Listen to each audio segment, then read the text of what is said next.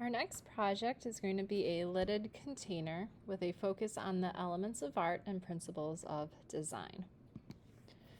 So for this project, we are going to be also focusing on working with slabs. So slabs, as mentioned in previous projects, are flat pieces of clay. We've used these on the bottom of some of our other pieces. This time we're going to be using slabs to create the overall form of your artwork. With it being a lidded container, it will be just that. It will be a slab box of some sort that will have a lid so that you can, well, hold things in it like a container.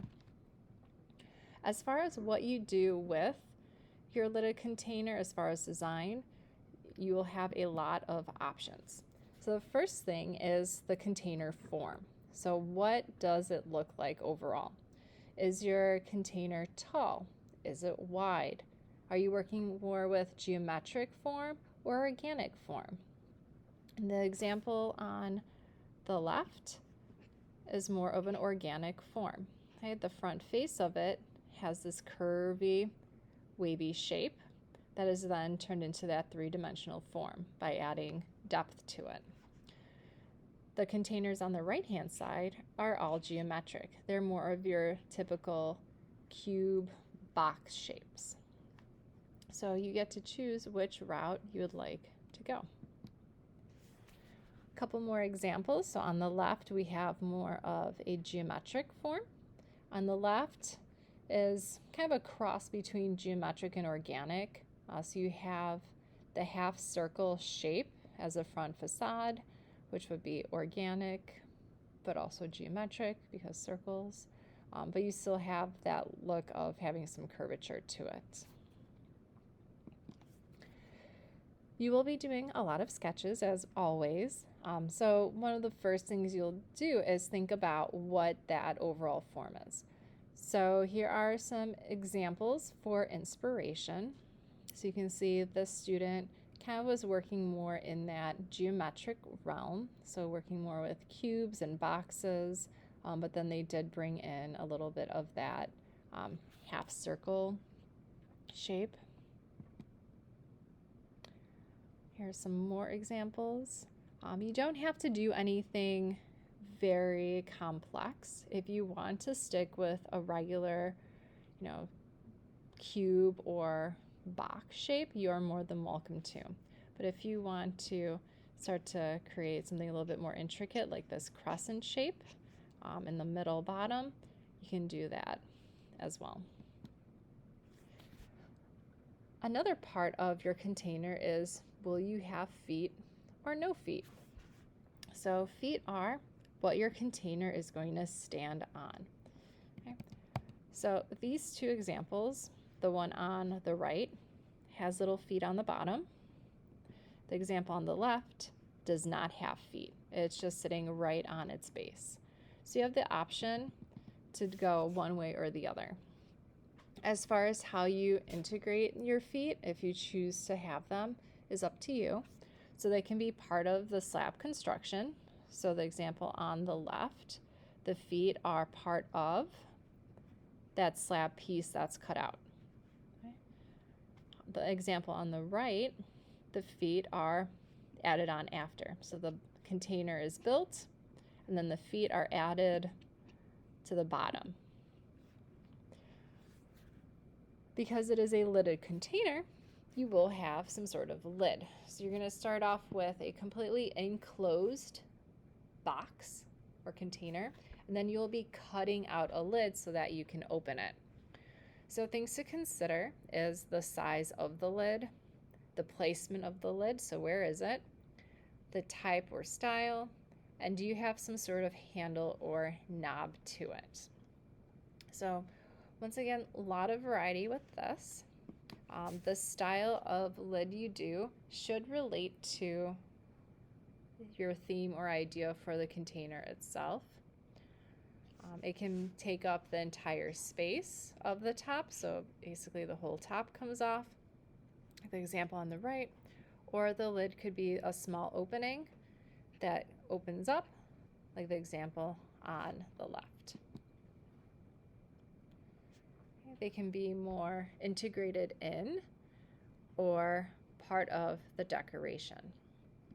You don't necessarily need to have a knob or a handle. So the example on the right doesn't have a little handle. You just lift up the lid as is, versus the example on the left has this little cone shape that you would use to pull up the lid. Here are some cross sections of what the lids look like. So if you were to cut your container in half, this is what it would look like. I will be working with each of you one-on-one when it's time to create your lids, just so you're properly making them. You want to avoid having a lid that falls or slides off or falls into your piece. So there's very specific ways to create them. But here you can kind of have a general idea of what the lids can look like, kind of in that cross section. But with your lid, no matter what you choose, it can definitely be part of your design.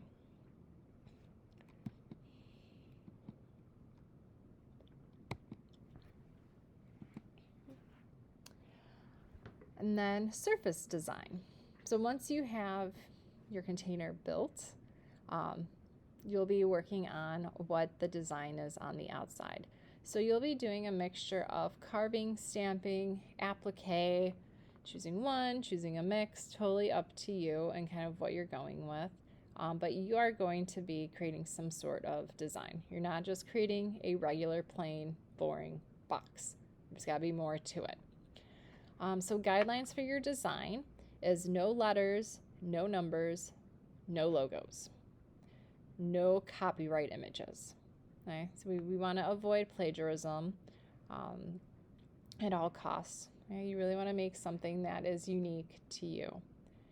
As far as what your design is, it can be more figurative, meaning it can look like something, it can look like plants, it can look like animals, it can look like parts of the face, or it could be abstract, where it's just lines, shapes, blobs, just abstract. Overall, your design must focus on at least one element and follow one principle. So with that being said, you'll have a choice of these elements: line, organic shapes, geometric shapes, texture, volume, mass. So you have to pick at least one of those to be the main focus of your design. And then how you use that element is where the principles come in. So then you'll pick one of these: symmetrical balance, asymmetrical balance, emphasis, repetition, pattern, or movement. So if we look at this container, I would say that the main element is line. So line is being used all the time. So you have lines that are carved into the surface. And we have these thin lines just carved over and over and over again. Okay. And then you also have line with the coils that are appliqued onto the surface. Okay. So I would say that the principle, one of them that maybe the student focused on, would be visual movement, okay? Because your eye follows the applique lines around, but then it also follows these repeated lines throughout. Okay. So line and visual movement. You might look at this piece and think that a different principle is being used, which is valid. But as long as there's one principle that's the main focus, that's what we're hoping for. These examples, so we'll start off with the one on the left. Okay. So I would say geometric shape is probably our most common one. geometric shape. So you have this square, square, square, over and over and over and over and over and over and over and over again. Okay.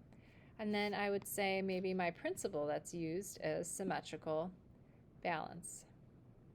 You cut it in half, you have the same design of square on both sides.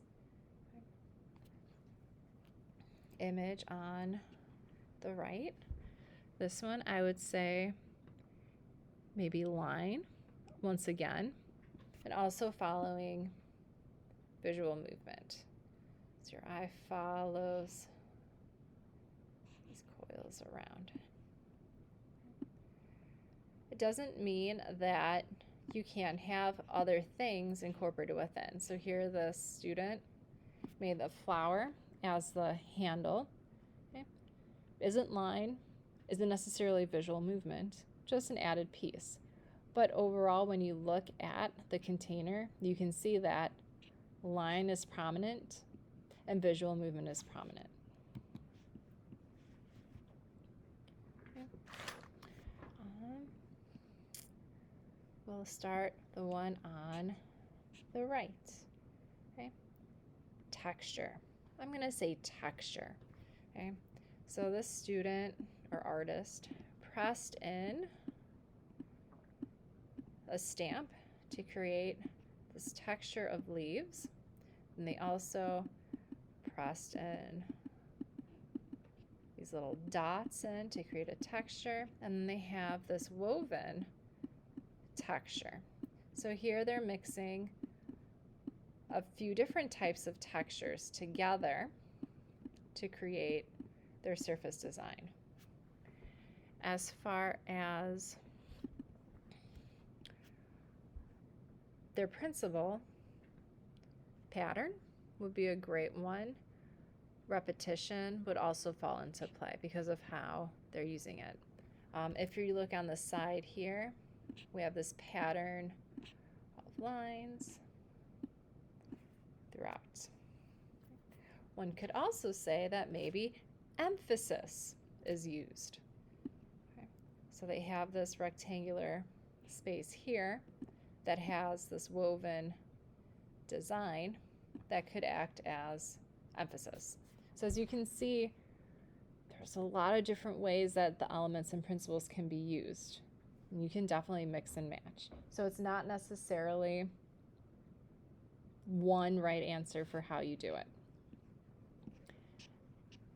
Next, we'll look at this middle one.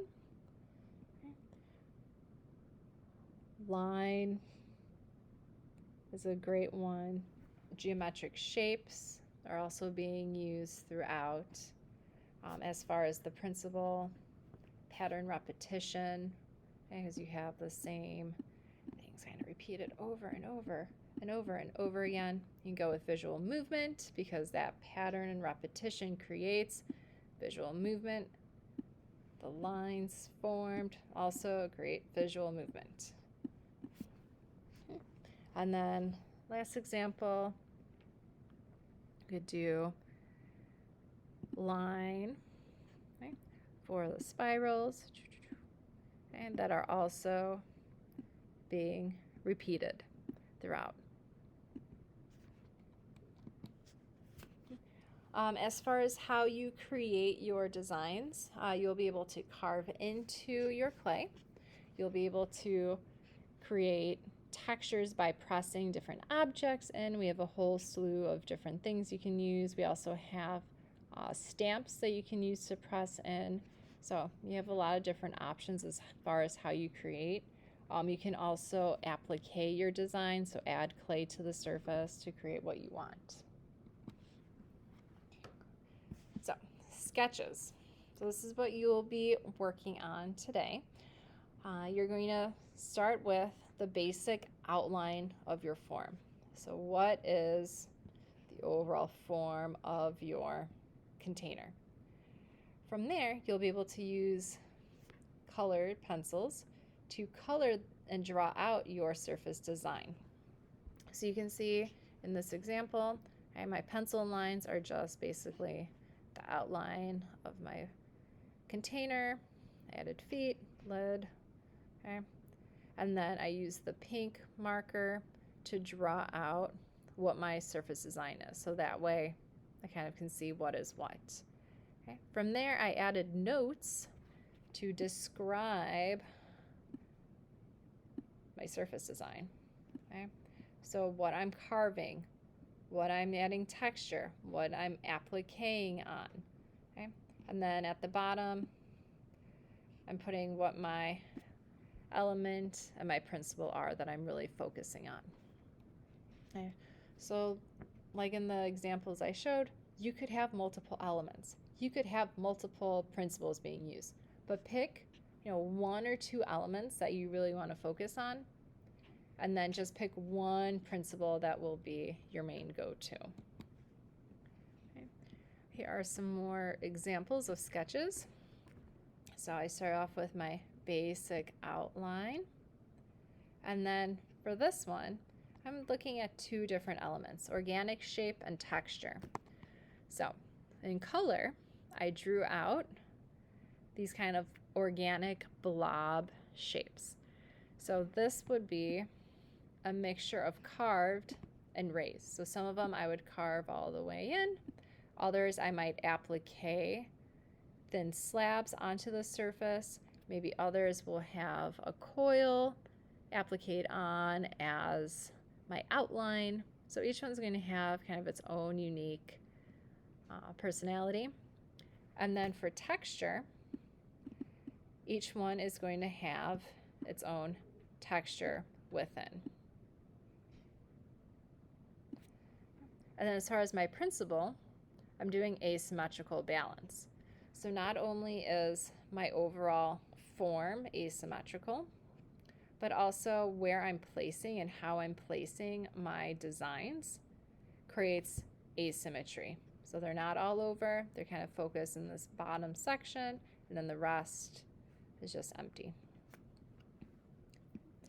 And my last example, one with more of a standard box shape. Okay. Texture is going to be my main thing. So I'm going to do an overall rock texture that's pressed into the clay surface throughout. Okay, so that's what all these little speckles are. Okay. And then I'm going to applique vines on top to create movement. Okay, so my vines would also have a texture on them. So I could look at inspiration of, vines from maybe a willow tree or some jungle or something or other. Okay, and they would also have texture. But then they're appliqued on and moving around and around and around my container to create that sense of visual movement. As far as the size requirements, we will go into that once we start working, but these are going to be pretty decent sized boxes, 6 by 4 inches in height and width, and then the depth of 3 inches. No smaller than that, but you can definitely have it be larger. But for today, you are going to be working on drawing out your sketches. Okay. So definitely bring everything into consideration. Remember your requirements. You have to pick at least one of these elements to focus on. And then you have to pick at least one principle as how you're arranging your elements.